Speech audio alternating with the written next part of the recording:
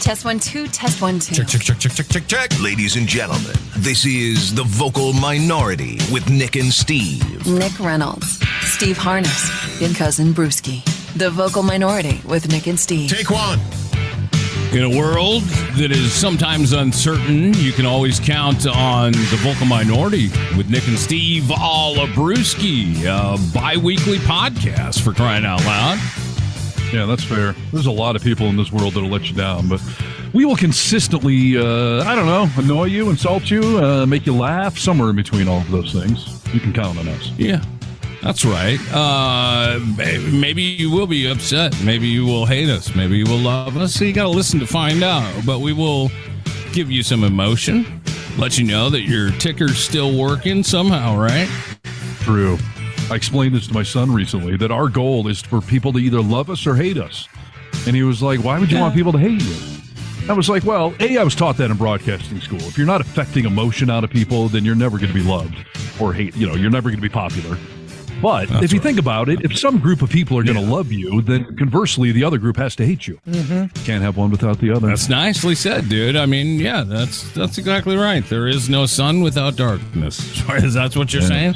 Yeah. Oh, really? See, I don't like to be hated. I don't like it. It doesn't make me feel good. I would rather be adored and loved, I know. That's because you're a nice, lovable person. There are certain people I don't mind pissing off in this world, and it's generally the conservative Trump lovers out there that I would find it odd if they did love us, Yeah. Yeah, that's probably true. We always say, it would be kind of odd to be on Truth Social because, well, everyone would hate us there, right? Oh, indeed. And we get enough hatred just on regular social media. So, we have this one super fan in Kansas who's been listening, and I haven't heard from him in a little while. And I'm starting to wonder, at what point in our show do we get political? Because the guy from Kansas, I'm wondering, he's probably conservative, right? You never know. Yeah, I don't know. I have a couple of cousins in Kansas, in Wichita. They're not conservative. I'm speaking in generalities. I'm just saying odds are decent that he could be conservative or not. And sure. I'm wondering if his love of us would outweigh any of our political leanings. But time will tell with all of you. If he's a true super fan, he would let us indoctrinate him, bring him to the good side of things, the right side of history, as it were. What's the difference between indoctrination and education? We're just sharing the facts, people. Yes, that's right. Just because we're right, it just means that you want to be right too. Well, start believing in the vocal minority. We're a cult. I'll say it. We're a very small cult, but thanks for joining. And as I've said before, facts have a liberal bias. That's an old saying, and it's true because we tend to base things on facts. Science. Right. How you doing, Brewski? Doing great. Doing awesome. Yeah, you look good. You look like you're feeling good. Am I right? Yeah, feeling pretty good, yeah. Good. Well, I hope you're all doing well in the podcast world as well. Are you feeling humble? Are you feeling arrogant? There was a great song that came out just months ago, maybe a year ago, maybe 2 years ago, and it was called Bitch Be Humble. I like the song because I appreciate a humble person in my life. But like Steve just said, with sunshine, you got to have some darkness. So it wouldn't be nearly as much fun if we were all just humble. We need some arrogant people in our life too, right? It's about balance. It's yin and yang, and I feel like I'm here to represent the more arrogant side of things. But is it arrogance? Is it confidence? I don't know. No. Most people tell me it's arrogance. I came across an article I thought it'd be interesting to talk about. It's 15 clever phrases that instantly humble an arrogant person. Oh. I mean, whether arrogant or not, Harness, I mean, even you have been to, I don't know, a bar somewhere where you're like, the guy's a dick, dude. He's so arrogant, Sure. There's always something fun with mild arrogance because a lot of the time it's a joke anyway, and it's almost self-deprecating in a sense. I would agree with that. I'm awesome, that kind of stuff. But when you meet a real arrogant person, it's real, it's vile, and you don't want to be around it, right? Yeah, no, that's fair. I try to temper my arrogance on topics I feel I can, put my money where my mouth is. But no, some people are just arrogant douchebags for sure. Some of them are famous celebrity types, politicians, etc. But there's a lot of arrogance in this world. Some of it founded in reality, most of it not. How many times have we heard, and maybe even been there ourselves, where, we'll be telling somebody a story of something that happened to us yesterday at work or a grocery store, wherever you are, and you think, oh, I wish I knew that. I wish I could have said that then. It happened so fast. I didn't say it. But we always come up with great comebacks, 20 hours later, right? Yeah, it's a common thing in life for sure. I think on this show we try to be better about it. Like, I don't know if things come better to us because this is what we do, or if I've spent so many of those 20 hours thinking of things, I just have this like mental reserve bank of good comebacks. So. Some people are better at it than others, but we've all been there at some point in our life. This list may help you because these are just little statements that you can remember. If you're around somebody that's arrogant, you take charge, you take control, you take power of the conversation, and you say these things, okay? Right. I'll be the control of this experiment. We'll see if any of these things would humble me or not. All right. Each one comes with the statement and a small description as to why, okay? Okay. First one on the list is, are you done yet? Are you done yet? Because we know arrogant people like to talk a whole bunch, right? Interesting. This Are you isn't done yet. Yeah. Go ahead. This isn't about politeness. Interrupting their bragging monologue with such a blunt question throws them completely off script. If highlighted how long they've been dominating the conversation. That's what this does. Pair it with a deadpan stare for maximum impact, sending the message that their self-promotion is bothered, boring, and unwelcome. Are you done yet? It's interesting. I've had many a fight with a romantic interest where, I'll get accused of cutting them off, not letting them get their entire thing out. So then whenever someone throws that at me, which maybe I do, I don't know. But whenever someone throws that at me, I'll just sit there silently, and then I'll just let them talk and talk and talk and talk. And then eventually I'll say that, are you done yet? And they never seem to appreciate it. No, dude. It means you're listening. Wait, with all that's on your mind is, are you done? You done? Well, you're not listening. So, I usually just ask them, did you say something? As you get older, Brewski, you're going to be able to pull off just the straight, huh? What'd you say? I don't think these I feel "Are you done yet" is a double-edged sword, because on one level I'm being respectful, like, are you done? Can I talk now? But yeah, it's obvious that I'm just waiting to tear you apart. So, are you done talking now? Can I jump in here and eviscerate you? Yeah. I don't know if it's a good thing to say to your partner or friend in life, but someone who's arrogant, yeah, sure. I think it's a pretty good thing. Well, what do you do when your partner's arrogant? Oh, well, I don't know. Maybe you've got bigger problems, dude, if your partner's arrogant. So. Exactly. It's funny. I was just recently on the road trip with Emily, my female BFF since, middle school or whatever. Yeah. And I had posed a question to her where, you remember this, Nick, the Hindenburg was spending way too much time with this other cowboy. And it was so obvious to me that the cowboy was hitting on her, right? She came home, humming, "Save a horse, ride a cowboy." Like it was getting out of control. Right. And one day I had to tell her, like, you do know this guy likes you, right? Like all these rides you're taking alone, like I trust you, but I don't trust him. Like I had to have that conversation. And Emily told me, like, you shouldn't have done that. Like that sounds like you're being jealous or whatever. Mm-hmm. And I was like, well, how should I have addressed it then? She said, you should have run, because if you felt the need to have that conversation with your girlfriend, the whole thing is already done and over. Of course she knew the guy was into her. Of course she knew how it was making you feel. So you shouldn't even have had to have the conversation. You should have just run. I was like, that's an interesting thought. And I think it's probably true. Turned out to be true. Yeah, I mean, it did turn out to be true. I'll tell you this, dude. Rachel leaves town a lot, and she goes to these lawyer conventions, and I am 100% aware of the fact, because sometimes I go with her, that they always include late night drinking, and everyone's wasted and, just enjoying themselves. I trust Rachel and have never had an issue to have the conversation with her. Yeah. I will say that we're allowed to have insecurities. like even if you started out that way, say, I realize this is my insecurity that I need to tell you this for, but that's a tough one. Maybe you should have ran, but yeah, you can share that insecurity. And you're not telling her what to do. You're just saying, like, you're aware, right? This guy's really into you. So just, if you didn't know, be careful with it, Yes. That's how I was approaching it. Of like, I trust you. I don't trust him. I'm not telling you. I just want you to be aware. Like, I felt that I was coming at it from a good angle, but a female told me contrary. Yeah. But the question is, though, on some of Rachel's outings, does she hang out at the bar with just one dude? Everyone else has gone back to the room, and now it's 11 o'clock at night. She's sitting in a bar with Larry, just having drinks. I think for the most part, this is 99% group stuff, Right.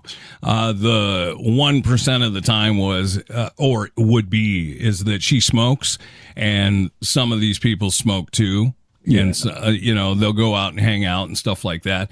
You know what? I've always trusted her. I haven't had an issue with it. I did, however, there was a time that she called me and she was like, we're all hanging out and this guy's, so-and-so's really coming on to me. Mm. And he knows that I'm married and everything else. And I was like, if you're uncomfortable, don't hang around him. It doesn't sound like, that's a good thing. He ended up, she had to say something like, it's making me uncomfortable. I'm married, whatever, blah, blah, blah. He followed her up to her room. Oh. Yeah. So, I mean, again, like you said, I trust you 100%. Some of these other people obviously are untrustworthy. Yeah. No, date rape is a real thing, even though they're not on a date. You know what I mean? They're in a social situation. Yes. And roofing has always been a thing, but it seems even more common nowadays. So, yeah, that was my approach of like, hey, don't trust this guy. I know guys, and guys are shady, but... Yeah. The reason I asked you that question was because would you put yourself in that situation to Rachel? If you were at some radio convention and everyone else went home and now you're just sitting there with Jane, some woman, would you not go like, this looks a little weird. I shouldn't be hanging out at a bar with just this one woman. It just, even though I'm not going to do anything, it just looks bad. And I don't want my person to be, even have a reason to question me. That's interesting, and it may be a double standard, but maybe I would have a little issue with her doing it, and I can't, and I don't, because she oftentimes has, lunch dates or after work, dinner with another attorney that would be a male. Yeah. So but I understand that it may be a double standard because I would do it. If I was out at a convention and saw Heidi May, I'd sit down and have an iced tea with her, without thinking like, this could be a little weird. During the convention, would you go get drinks with her at 10, 11 o'clock at night when it's just the two of you? You know what? I'll give you an example of somebody that I would with Mandy Morgan. Like, we were close enough friends in the radio industry that I would go, after dinner. But and you know what? If I suppose Rachel wouldn't even ask me not to do that. She wouldn't ask you. Would you see ahead though? That like this may be weird. No. And take it outside of the work thing. What if Mandy called you up and was like, "Hey, you want to go on a bicycle ride with me tomorrow? Just the two of us." A bicycle ride's a little weird. Yeah. I mean, that's a little weird. Much like a horse ride, right? Well, but a horse ride though it's more romantic. If to be honest, it just is. I mean, than a bicycle ride for sure. I also dated a woman. Well, it was Dottie. That she had a guy friend that would call her up at like 10:30 at night and be like, "Hey, I'm in the neighborhood. You want to watch a TV show?" And I'm like, "He's stopping by your house at 10:30 at night, just the two of you." Huh? Like, I would never. If Emily even called, even if someone who was well established as a friend, I would never be like this late at night. Like you're just you and me watching TV together, huh? Like, I just think that looks weird to my person. I want to put them in that situation.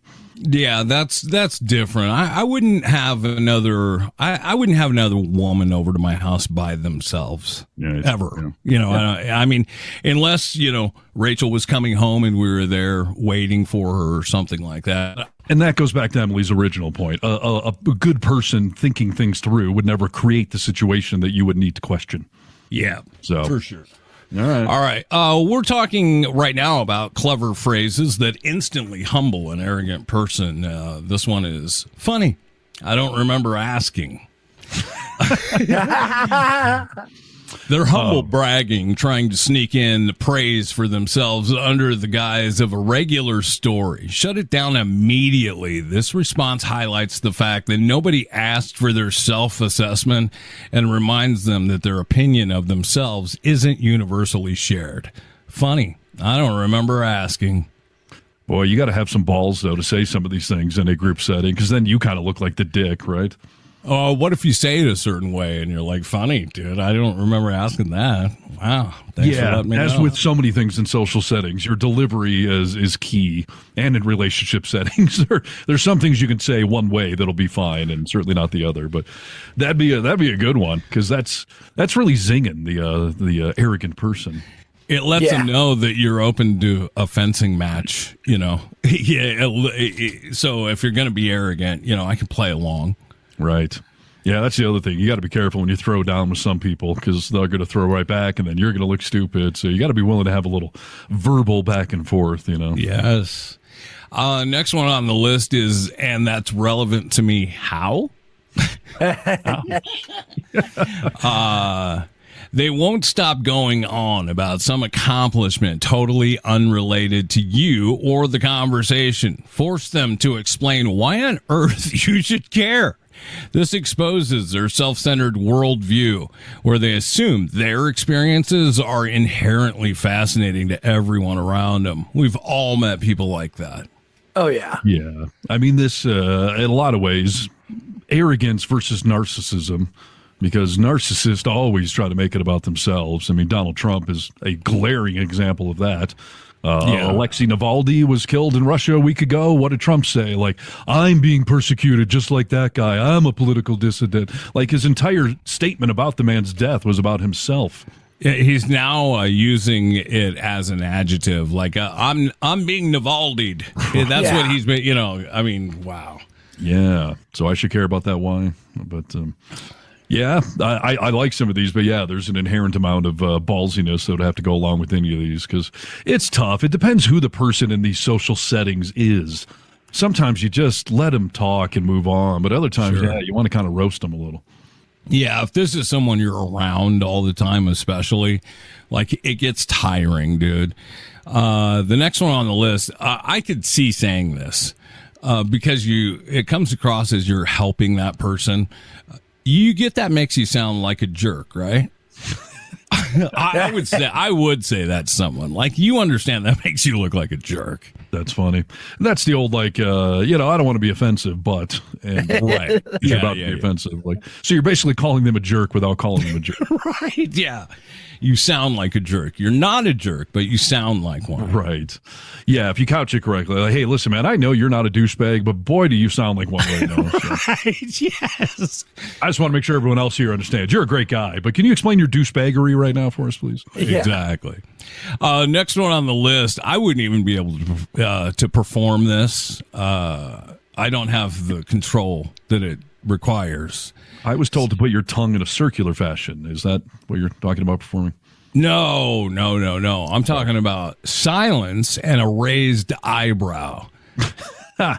Interesting. I don't know if I can do the rock thing per se with the one eyebrow cocked up. That's the best one ever right there. Sure. Yeah, but I have been told many times, not only from girlfriends, but back in the band, like, I've had a lot of people tell me, you talk with your face. And as I'm sitting here talking, I can just see the disdain or whatever it is. Like, I apparently can't hide it. Yeah. So, yeah, I don't know if it'd be one eyebrow per se, but people seem to know exactly what I'm thinking.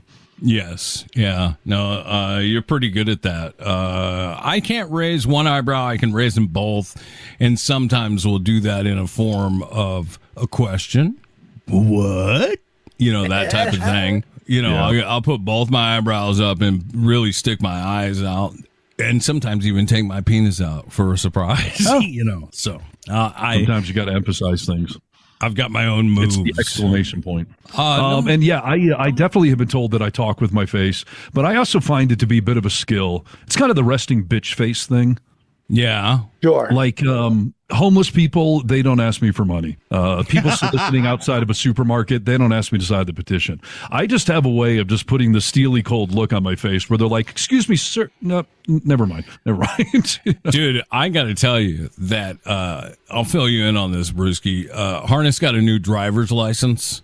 And he sent me a picture comparing the two of them because they're several years apart. Yeah. I never got feedback on that. So, yes. What do you think? Well, yeah, I did feedback and say, like, you've lost a shit ton of weight. I mean, you were obviously looked heavier in the first one. I don't know if you hit send on that. I don't remember actually because we moved on to some other discussion. But yeah, my point, Brewski, was it was two licenses 6 years apart. So one was before he lost 40 pounds.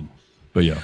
The other thing I noticed about it, and I didn't text you this because I was like, oh, I'm going to tell him that on the show. Yeah.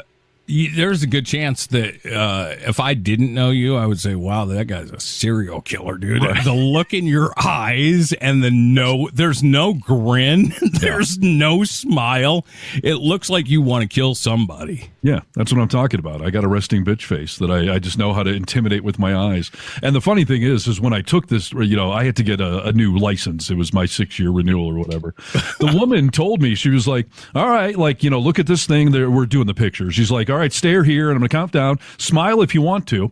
And I didn't smile at all. She even prompted me, you're allowed to smile. I'm like, nope. Because I figure if I'm showing someone that, I'm not going to be in a happy mood per se. So I want to convey my sternness. My identifications, anytime they can. Oh, I wish I had my wallet on you. I'd show you. But like my Costco membership, they're black and white pictures, and they're like just your head usually. Right. Mine is giving a thumbs up like this and smiling, on my Costco. Every time I show it to them, everyone loves it, dude. If we could do that with our driver's licenses, you could get out of so many tickets. That's hilarious. Yeah. I guess I figure I'd go the other way with it. You're right, though. People ask me constantly to fill out the stuff at the grocery store. My brother has this whole theory on when he gets on an airplane, he has something that he does to let people around him know, I do not want to be bothered and I don't want to talk. Yeah. He farts? He doesn't, but that's a good idea. I think we've said just shit your pants and people will leave you alone. But you do. Yeah, you can just tell people, like, I have no interest in you as a human being. Yeah. And it's funny, as soon as I crack a smile at somebody, then it just all switches around. But no, I've got the very stern face, and it's come in handy many times. Like I said, homeless people, solicitors, people knocking on my front door to preach the word of Jesus. Like, they realize quickly it's not going anywhere. I get caught in all of the things you just mentioned. I am caught in every single time. It's because you're the nice guy. I'm the dick. I'm going to try it, dude. I'm going to try and just... I'll start laughing, yeah. You got to work on the mirror. And by the way, those two side-by-side pictures, like... It's hard when you're losing weight because to you it's subtle, right? You don't see the difference day to day. Comparing those two pictures, I almost feel like I look emaciated right now. And I know we've talked about the fact I got to gain a couple of pounds, but I couldn't tell if I should be proud or like, damn, dude, do you have AIDS? Like, what the hell's going on here? No, you've just become way more conscious with what you're doing in your life. I mean, you used to lay under pine trees and puke after a short walk, right. Were you fired from a law firm in Philadelphia unjustly? Right. Yes, that's what I'm worried about. Like, geez, I've had some people that know me walk up to me. They haven't seen me in a couple of years. Like, wow, look at you. You okay? I'm like, yeah, I've been working out. I don't have cancer. You could stack on up to 10 pounds. Hang out with me for a weekend. You'll get those 10 pounds added on. No problem at all. You can't talk him into it. He's got too much self-control, dude. He's got too much discipline in him. And I don't say you could stack on another 10 pounds as a recommendation. I'm saying, like, without you looking emaciated, if you feel that way, you could put on another 10 pounds and try it. I don't know. Looking at myself right now, I feel fine. But I tell you real quick, a quick driver's license renewal story? Yeah.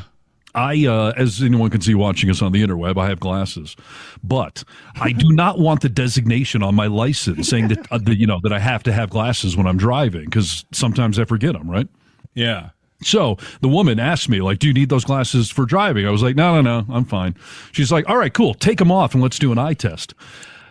I bullshitted my way through this eye test. I don't know if I got 100% or just barely passed, but I literally thought one of the letters was the number 7. And there's no numbers up there. They're all letters.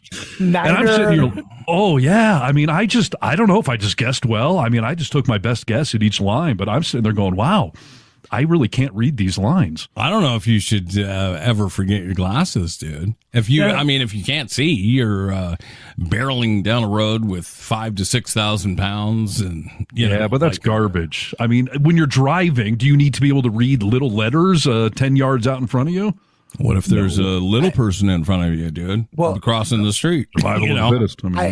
I have I have glasses I call my nighttime seeing glasses, because if I try to drive at night without those glasses, it like things come up on me really fast. Yeah. Listen, I ski without glasses. I ride dirt bikes without glasses. It's just I can see everything. It's just a notch or two out of focus, and now maybe it's 3 notches out of focus. But I got away with it. It doesn't say it on my license. So why are you trying to avoid that?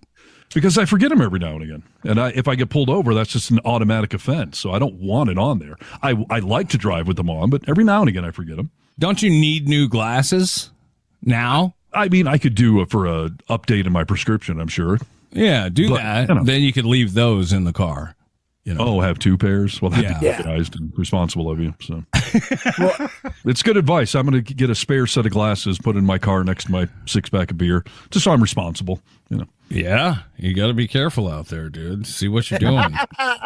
We're talking about 15 clever phrases that instantly humble an arrogant person. And the next one on the list is a lot of these have commas in them. Okay, so honestly, do you hear yourself? Oof. I mean, I'm sure that would humble the person. I mean, but boy, these are some. There's a converse list somewhere out there of things assholes say when you're talking in public.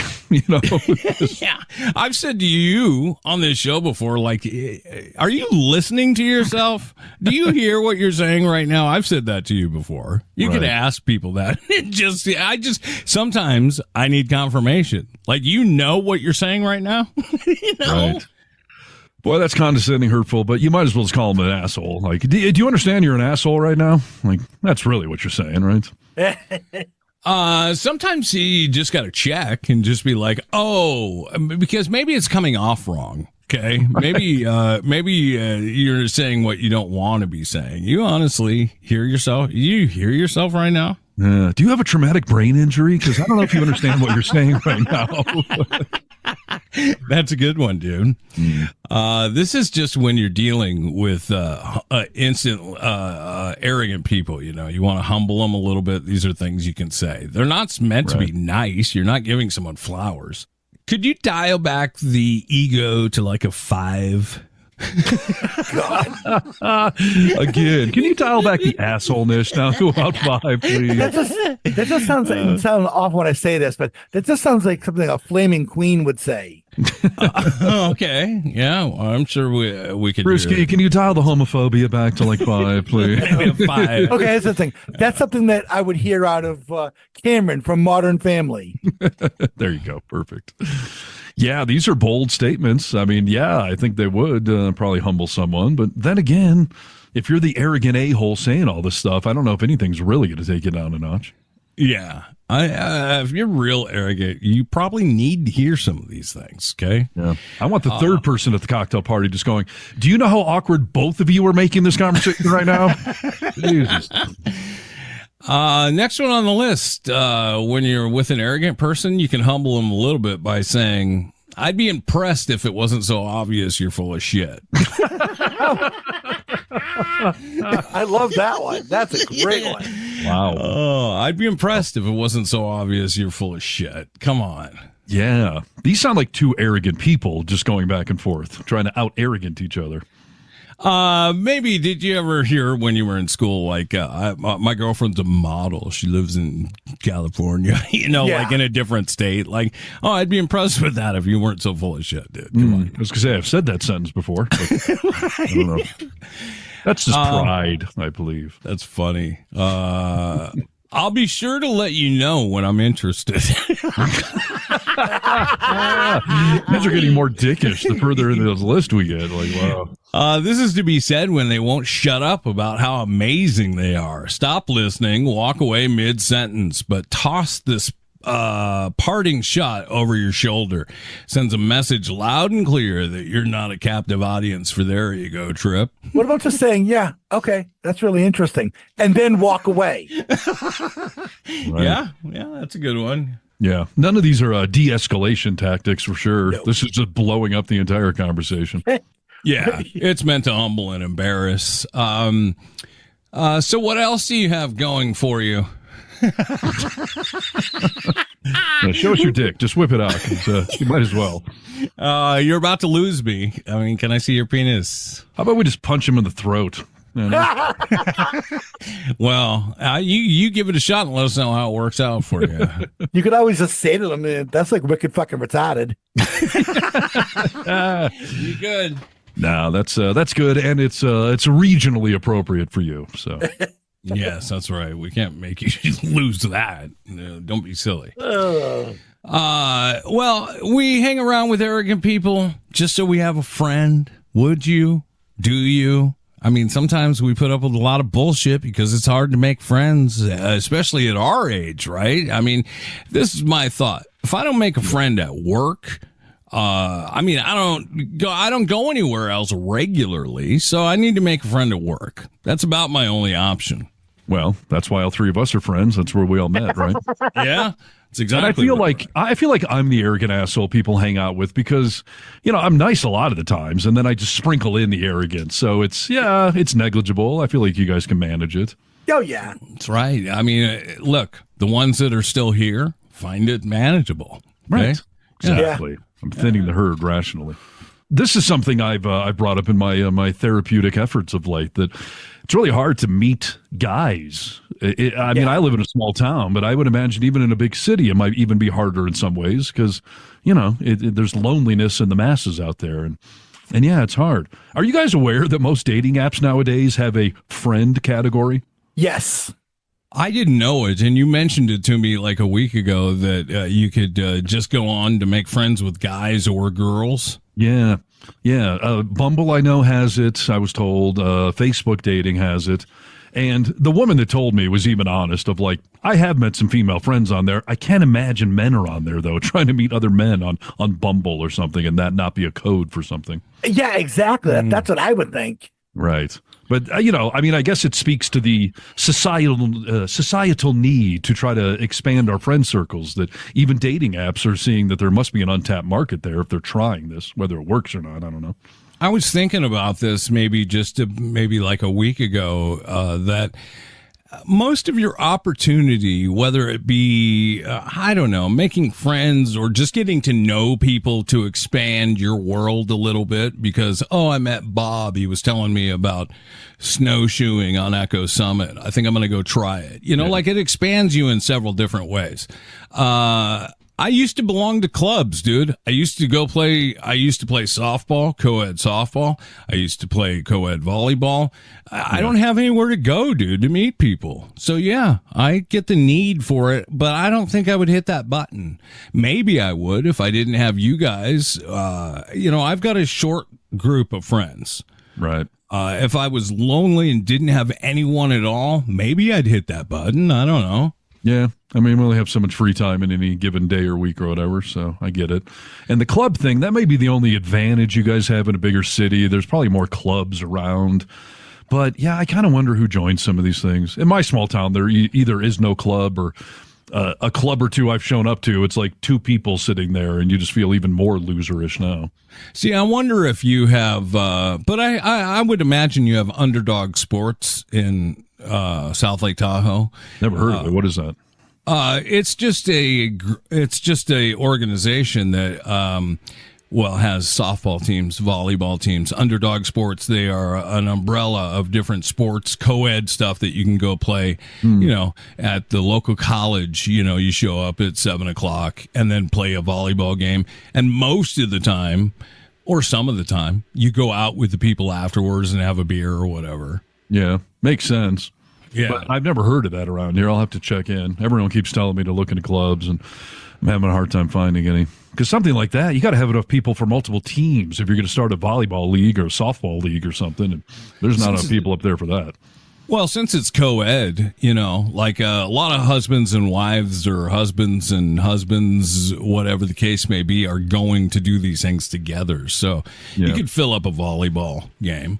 We'll see. I'm out there looking. So, you got any other tips for me? I have some tips why you have no friends. Okay, these are good. This is because I'm the arrogant asshole at the party saying all those other things. So yeah, maybe these are some things that we can all change to have more friends. Because this is a list of what turns you off and makes no one want to be your friend. Okay. All right. Well, then something's wrong with you two, first of all. But yeah, let me know, because maybe I can change these things and it'll be the magic answer. This is first one on the list is a good one, and I'll tell you what, I try. Well, maybe this makes me a fake person, but I'll do this thing that I'm about to mention, but it requires a certain company. I wouldn't be out at a bar doing this, but in private with you two, I might be doing this. Talking bad about others. So if I'm a big gossiper, then that would be a turnoff to people. Yeah, this says don't constantly tear others down to build yourself up. Most people can see right through that, and it typically has the opposite effect. So if you're talking bad about people a lot, the negativity, people don't want to be around it, so they'll bail. You have to be careful with it, because sometimes that kind of thing can be a bonding point. If you're gossiping about someone you both know, that's dangerous. But if you're tearing down Trump, or you're tearing down some actor that we both, hate, so like if I'm trying to test the waters with you, then that I would say is probably actually a bonding point. But we've talked about it before with women that are just constantly berating their exes and whatnot. Like that is a bit of a red flag, or constantly spilling the tea on their coworkers or buddies. I think this is more focused on like, we're hanging out and then Amy goes home and we're like, Amy's such a bitch, dude. Right. I mean, that's a red flag, because then obviously I'm going to do it to you when you leave the party. So right, that's why no one wants to like me. But, all right, I don't know that I do that. Brewski? Lack of self-awareness on the list, though. Well, we'll see. Do you talk bad about others like that? I don't see that in you. I don't say anything that I wouldn't say to that person's face, Yeah, but are you, here's the thing I think that this also includes is just that negative energy, like would you sit around in our conversation, you just talking shit about other people? Some people, yeah. I mean, our former boss at Entercom, yeah, absolutely. Yeah, that's what I'm saying. That's a good bonding point. That's a rip on the boss together. Yeah, exactly. It's we talked about this on the show a little while ago about judging other people. It was on some list of like bad attributes if you judge other people, but there's a connotation there that you're negatively judging good people, right? Because we all negatively judge Hitler. We all negatively judge a child molester in your town. Like, how should you say? Like, hey, you don't know Hitler. How dare you judge him? Right. Yes. It shows your moral compass when you're ripping on some people. Next one on the list is purposely making others uncomfortable. This is one that I feel like I do quite a bit. Yes. Again, it could be a bonding point, because if you put up with Nick's sense of humor and weird internet images he shows you, then you're connected.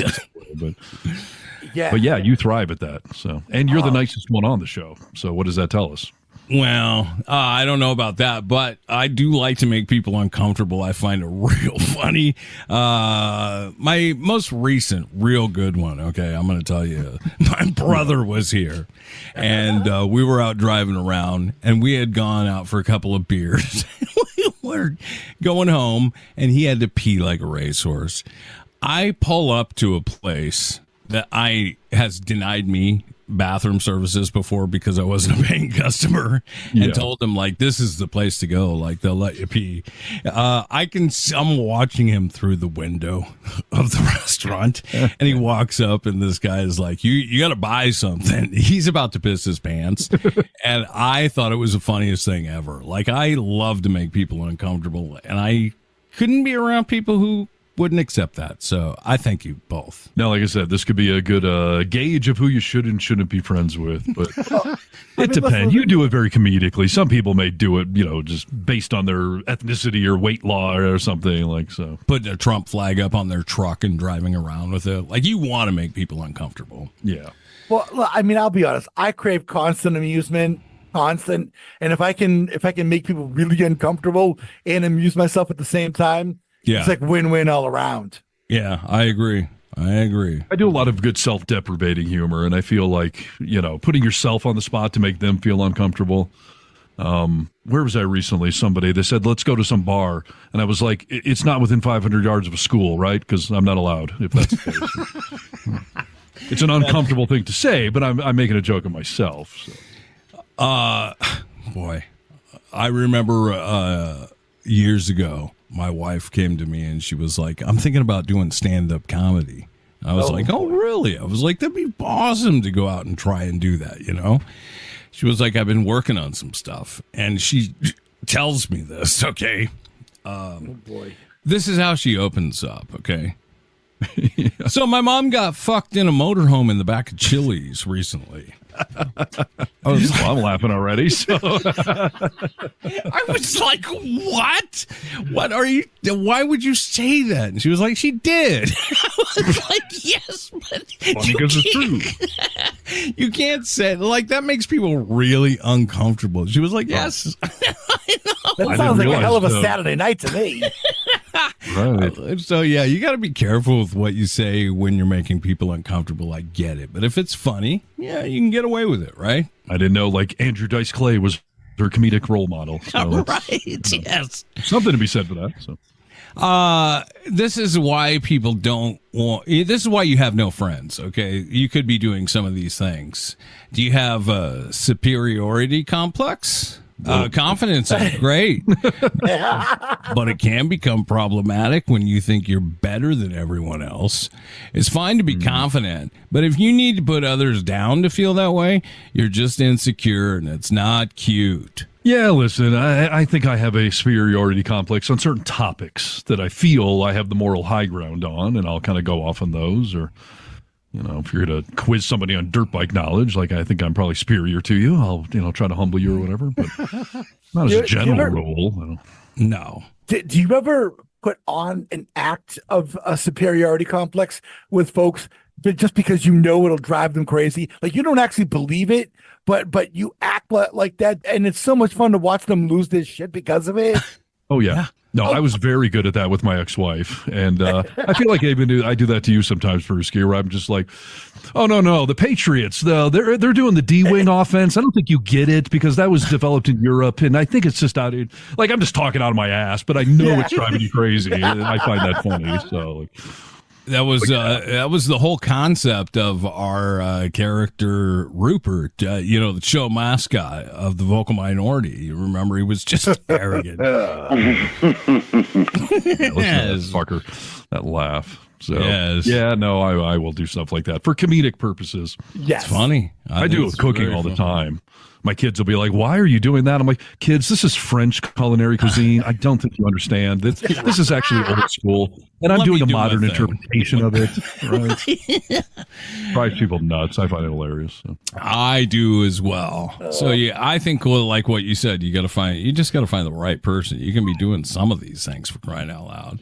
Right. This is universal. This next one. If you do this, you probably don't have any friends, and if you do, they're just like you. And your douchebags. Okay. Mistreating service racist jokes. I'm sorry. Say it again. Mistreating service workers. Oh, yeah. Yeah. I frowned down upon that myself. Yeah. I mean, have you ever been in front of somebody who has, demeaned a service worker, whether it be a waiter, waitress, something like that? Yeah. Yes, and I wanted to spit in their food myself. Yeah. Yeah, exactly. No, it's a classic red flag. Working on the other side, those are the only people's food I've ever spit in or done something overtly terrible to it because they asked for it tenfold. Yes. 100%. Yep. Yeah. And this right. is also dating tips, by the way, as well. Like, I make sure I'm always nice to the wait staff, but I always try to go a little bit above and beyond when I have other people around me, just so it's overtly obvious that I appreciate this person. Me too. Yeah, I feel that same way. This particular user who wrote in about this mistreating service workers topic said, I had a distant relative in her 60s with whom I went out for a few meals. The way she spoke to the waiters and waitresses just made me so uncomfortable, snapping at them to get their attention, being grumpy, talking down to them as if they were below her. Garçon boy. Over here. It's over here. Oh, I'll call you out on that. If I'm with somebody who's acting like that, I have to say something. Okay, but there's a nuance right there, though, because I've gotten called out for this before. I was in a restaurant. I think it was with an ex-girlfriend and both of the kids, and I think we needed the check because we're getting ready to go to like a movie or something that was starting at a certain time, right? Yeah. So the woman waiting our table was walking, down the aisle, and I put my hand up. I said, excuse me. And everyone at my table was like, don't call her ma'am. That is so condescending. Really? And I'm like, I thought it was polite. Like, what? Hey, lady, like, how am I supposed to get her attention? Yo, bitch. Yeah, I think you just say, pardon me. I think that's what you're supposed to say is just, pardon me. Well, I mean, isn't it old school to call people sir or madam? Like, I thought those were good manners. Dude, would you ever call somebody a waitress you were trying to get a hold of madam? Not madam, but ma'am. Ma'am. I use ma'am all the time. That's that is I understand where you're coming from, but that has become wrong in recent years. What for a couple what's of the different gender reasons. Neutral term then? I'm supposed to be calling. Hey, you? No, part of it's human? just part of it is people women especially would say that it makes them feel old. Don't call me ma'am. And then it also has lady. a negative connotation to black people. Really? Yeah. Well, we talked about this last time. Calling black people angry has a connotation that I was unaware of. But so now if I call a black woman ma'am, because I'm doing some Southern parody. Excuse me, you know what a mammy was. That's completely different.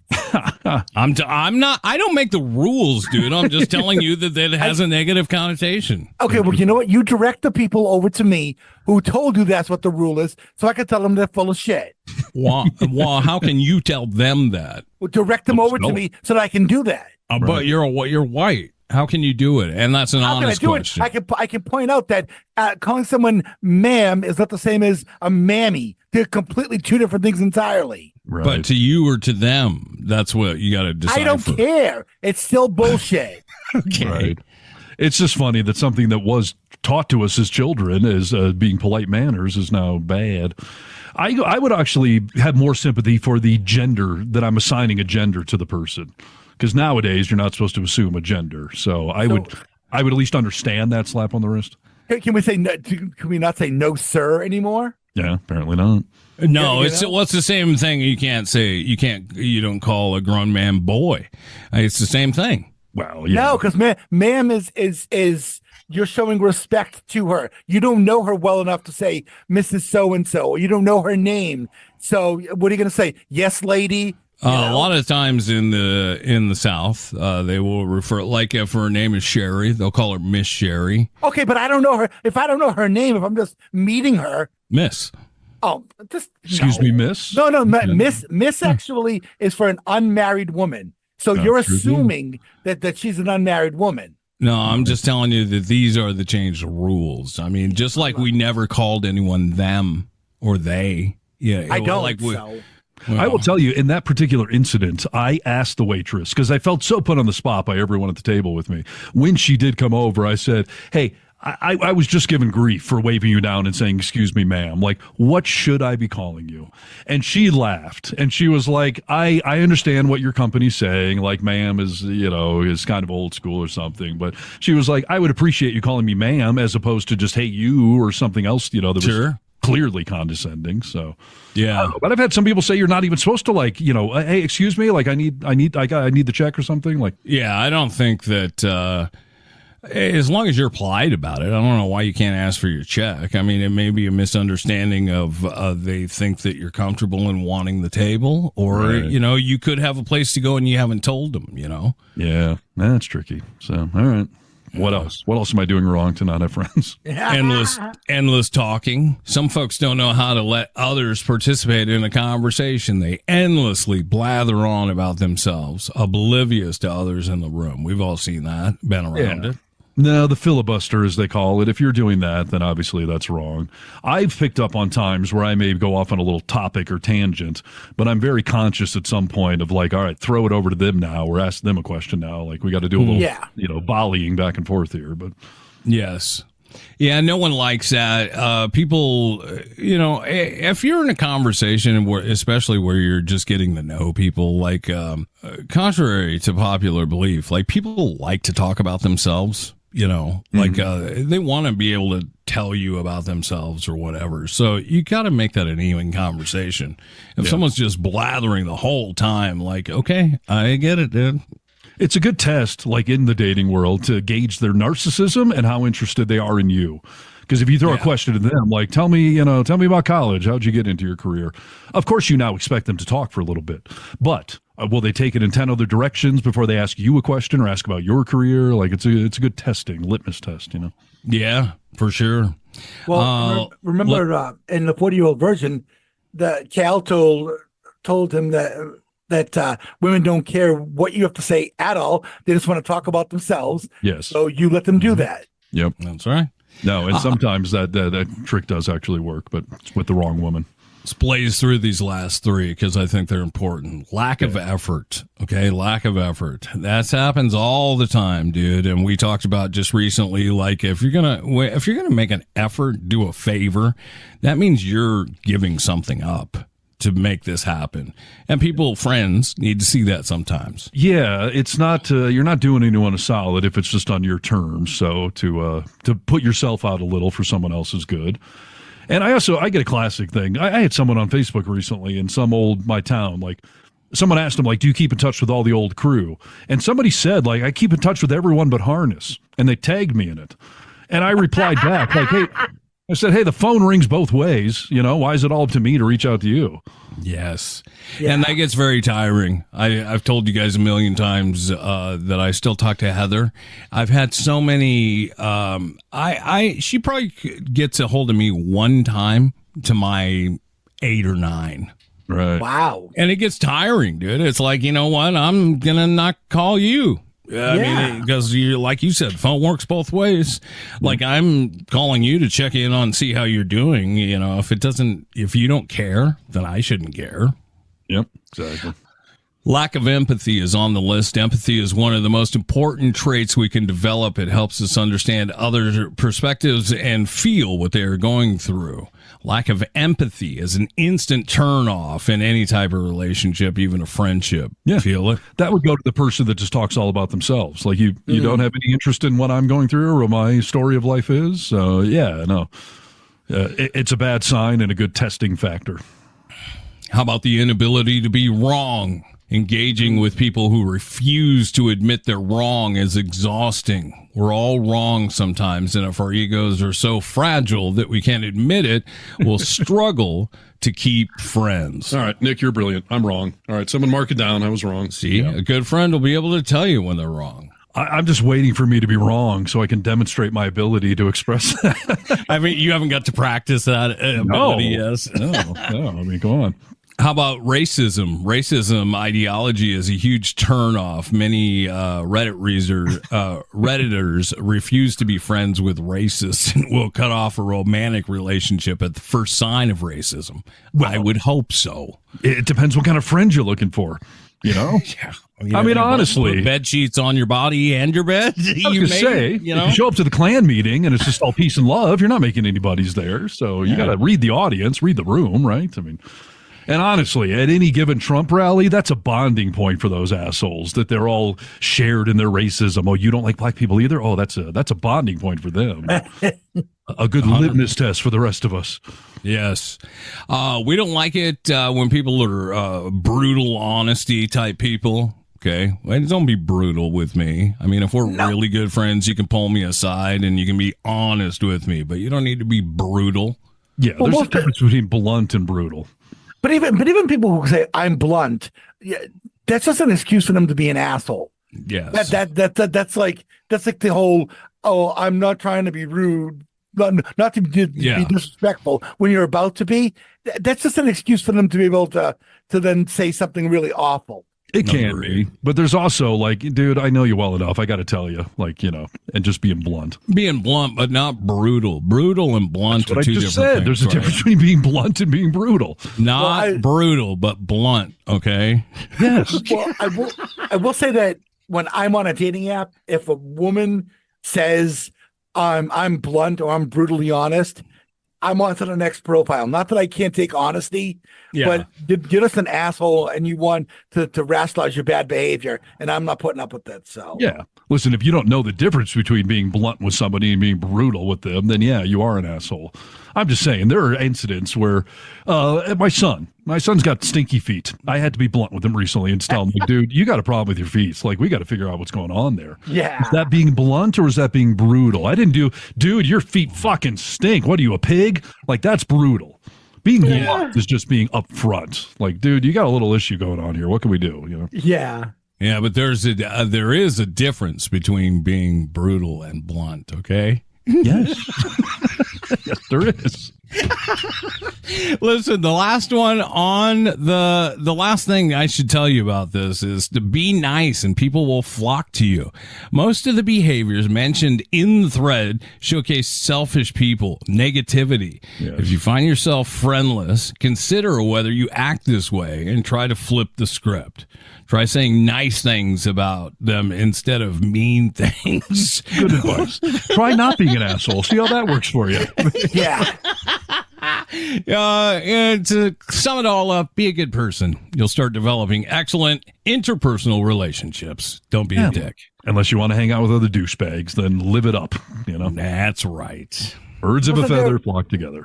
Wasn't there a philosopher that told us, be nice until it's time to not be nice? Right, Dalton. Good words of wisdom right there. There was also a philosopher that said, don't worry, be happy. I tend to go with the Dalton philosophy a little more. I actually said that to someone recently, like, be nice until it's time to not be nice. And that's really a good philosophy in life. So you don't like the Robert McFerrin, you know?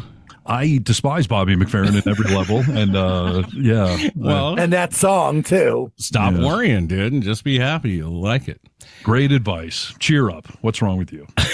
Don't worry. Pull your bootstraps up. Come on, go. Yeah. This is a podcast. You're tuned in, so you already knew that. You can call us, leave a comment, ask a question, leave a death threat. 844-48-VOCAL. That phone line's on 24/7. We never stop. That's right. Get vocal. Find us on the social medias. We're on any of the ones that matter. And, the vocalminority.net. Reach on out. Touch someone.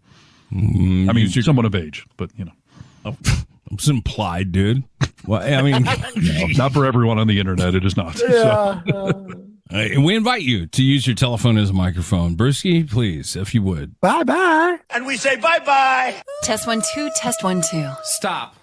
Ladies and gentlemen, this is The Vocal Minority with Nick and Steve. Nick Reynolds, Steve Harness, and Cousin Brewski. The Vocal Minority with Nick and Steve.